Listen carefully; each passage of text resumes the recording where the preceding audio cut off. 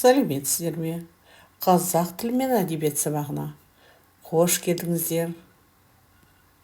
Алдымен менің каналыма тіркеліп, лайк басып, комментарий жазуды ұмытпаңыздар. Бүгінгі су тіршілік көзі бөлімі бойынша нәтиже сабақ. Сабақтың мақсаты мәліметтерді жинақтай отырып, тақырып бойынша постер жасау. Бөлім бойынша алған білімдерін пысықтау. Бірінші айтылым тапсырмасында суды неге тіршілік көзі деп атаймыз? Жауабыңды диаграммаға түсір, дәлелдеп айт. То есть, почему мы воду называем источником жизни? Докажите, дополнив данную диаграмму.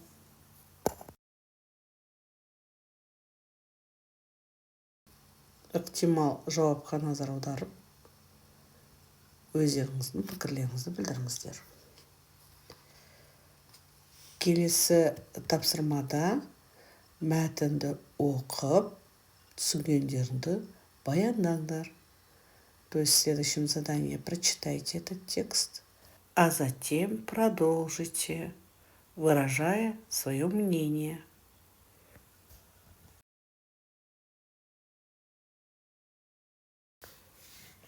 Өздеріңді тексеріңдер. Келесі жазылым тапсырмасында семантикалық картаны толтыр. Здесь дополните семантическую карту.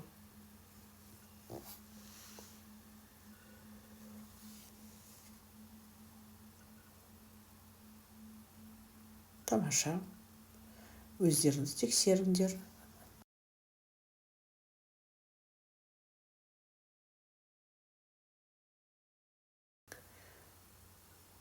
Төртінші тапсырмада диаграммадағы сөздерді пайдаланып, Абділда Тәжібаевтың Сырдария өзені туралы айтып бер.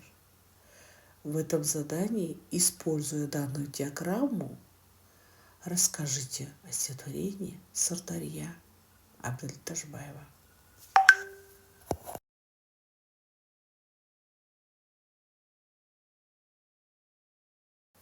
Жарайсыңдар.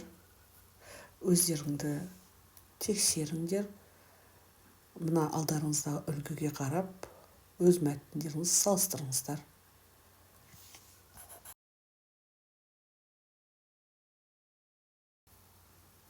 Жазылым тапсырмасында берілген сөздерден өлең жолдарын құрап жаз. Здесь из данных слов составьте текст стихотворения.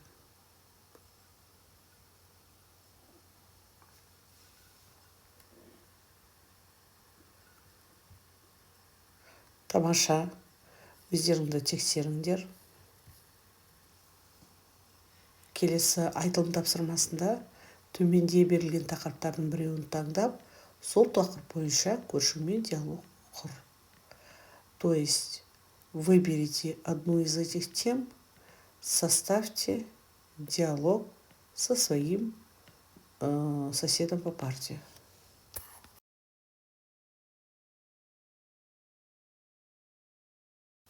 Жарайсыңдар. Мына үлгіге қарап салыстырыңдар.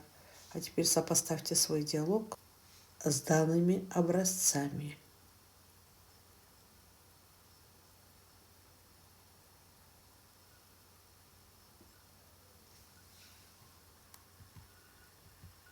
Келесі 7-ші тапсырмада сыныптастарыңмен суды үнемдеуге байланысты жарнама дайындаңдар.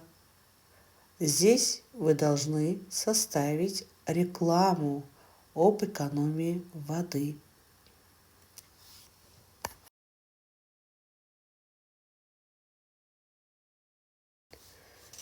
Керемет. Өздеріңді тексеріңдер.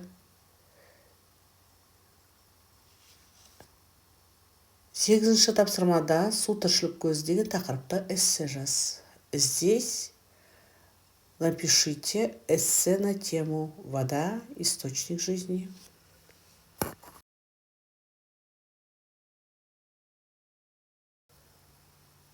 үлгіге назар аударыңыздар.